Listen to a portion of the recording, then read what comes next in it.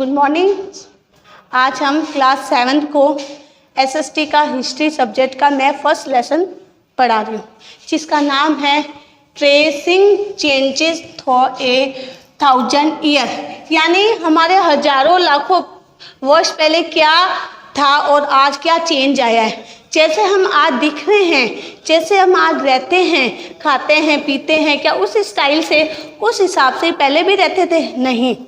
पहले हमारा रहन सहन, अब आप खुद ही देख लो, आपकी दादी कहती थी हमारे ज़माने में ऐसा नहीं होता था, बोलते थे ना। तो जैसे जैसे टाइम आगे आया वैसे वैसे क्या हुआ, चेंजेस आते रहे, ठीक है ना। जैसा आपको पता है पहले क्या होता था, आदिवासी लोग रहते थे। आदिवासी से भी हम आदि मानव कहते हैं कि पहले आदि मानव थे, उन्हें ना बोलने का ज्ञान था, ना उनको खाने का ज्ञान था। वो क्या करते हैं, हंटिंग करके, शिकार करके लोग खाते पीते थे, एक दूसरे को मारते पीटते। फिर धीरे धीरे उन्होंने क्या किया, शिकार करना तो शुरू किया, लेकिन लोग एक जगह रहने लग गए प्यार से।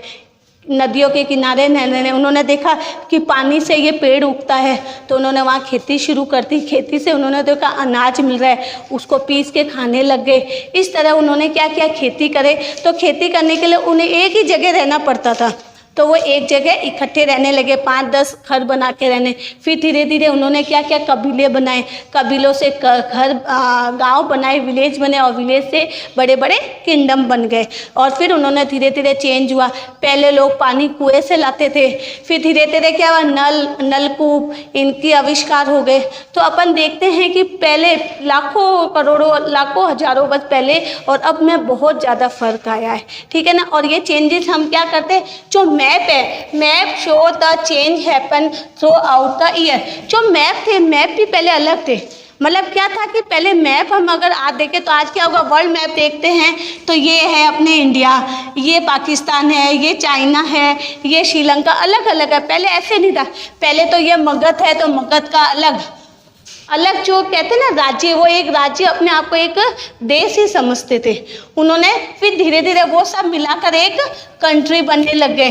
तो इस हिसाब से हम मैप में भी चेंज देख सकते हैं। मैप पहले अलग तरह के होते थे और आज हम मैप देखते हैं तो पूरी कंट्री का अलग अलग, पूरे वर्ल्ड में ये इंडिया कंट्री है तो ये चाइना, ये श्रीलंका, यानी मैप में भी हमें चेंजिंग मिले। उसके अलावा major source of its important area, मतलब अब हमें ये कैसे पता चला लोग कैसे रहते थे, तो पुराने कॉइन मिले। कॉइन यानी जो आज अपने हैं, आज अपने यहाँ आकर कोई भूकंप आए या कोई ऐसी ट्रेजेडी हो जाए कि सारी दुनिया ही नहीं रहे, तो बाद में जब धीरे धीरे वापस डेवलपमेंट होगा, लोग खुदाई करेंगे तो उनको क्या मिला, कोई सिक्के मिले, कोई कुछ मिला, तो वो सोचेंगे हाँ ये सिक्के में वो लोग ऐसे रहते थे। चांदी के सिक्के मिलेंगे तो वो सोचेंगे चांदी यूज होती थी। गोल्ड के मिलेंगे, गोल्ड उसमें कोई चित्र बना हुआ होगा तो वो उस हिसाब से सोचेंगे। तो हम लोग को भी है ना पहले के कॉइन मिले हैं। आर्किटेक्चर के बारे में है, जैसे भवन, दुर्ग, किले, आज हम देखते हैं ना बड़े बड़े क्या हैं, किले हैं। दुर्ग के तो अपन सोचते राजा महाराजा ऐसे रहते थे, ऐसे बड़े बड़े किले होते थे, आम जनता के लिए ऐसा घर था। अब हम आज देखते हैं हमारे गाँव में भी, आप देखो हवेलियाँ, पहले की हवेली और अब के घरों में ही अंतर आ गया। तो पहले के बारे में हमें कॉइन मिले हैं, उनसे हमें पता चलता है कि वहाँ का किंगडम, वहाँ के राजा कैसे रहते थे, कैसा वो भवन निर्माण कराते थे। उसके अलावा हमें शिलालेख मिले हैं और कागज़ का आविष्कार चाइना ने करा था, आपको पता है। जो कागज़ के आविष्कार से पहले लोग क्या करते थे, कपड़ों में लिखते थे, पत्ते होते थे उन पत्तों में लिखते थे।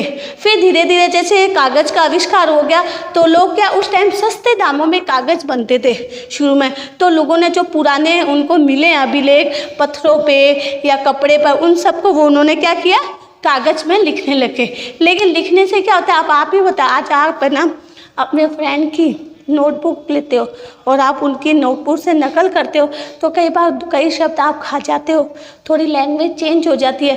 तो वैसे ही हुआ कि पहले के जो हमें मिले ना, उसको उन्होंने लिखने में थोड़ी सी लैंग्वेज भी चेंज हो गई, थोड़ा सा चेंज हो गया। तो अब हम कह सकते हैं कि हमें पहले के बारे में कैसे पता चला, कॉइन से पता चला, आर्किटेक्चर भवन निर्माण से हमें वहाँ की ताम्रलिपि स्तंभ पे पता चला, पत्थरों पे लिखा हुआ, उससे हमें ये सब पता चला। और ये है 780 to 1750 by 80। यहाँ पर हमें रिकॉर्ड ज़्यादा मिले क्योंकि उस टाइम 780 से 1750 AD तक क्या हुआ, कागज़ का आविष्कार हो चुका था और कागज़ बहुत ही सस्ते दामों में मिल रहा था। तो लोगों ने क्या ये सारी चीज़ें रिकॉर्ड कर ली, लिख लिया, ठीक है ना। तो वो आज हम पढ़ते हैं, देखते हैं, ठीक है।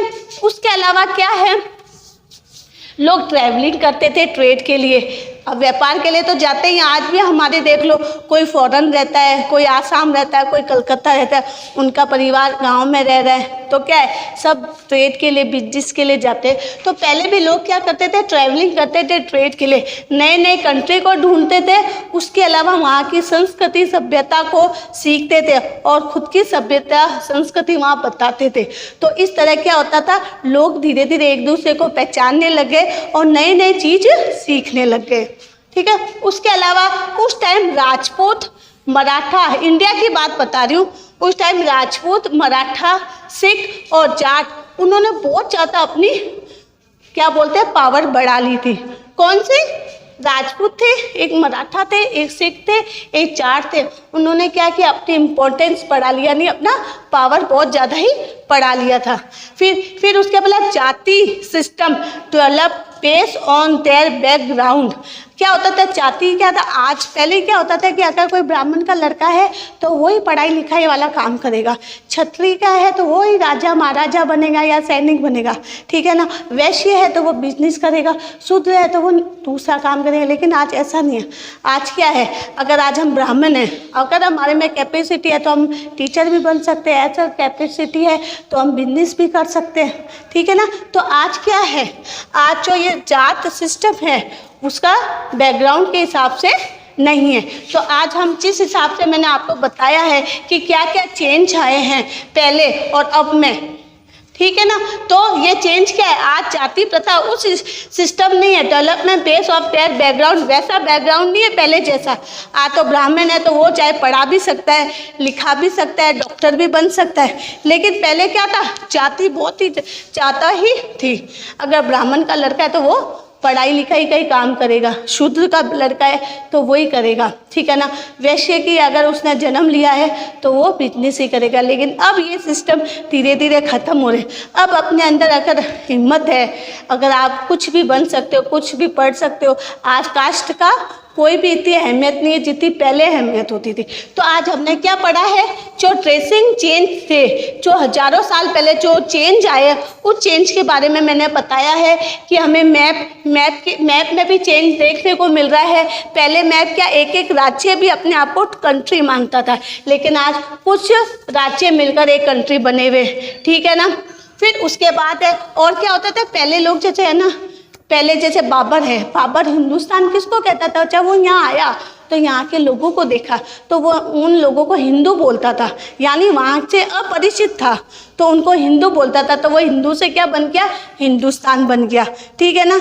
उसके अलावा मैंने आपको बताया कागज़ का आविष्कार चाइना में हुआ। चाइना में होने के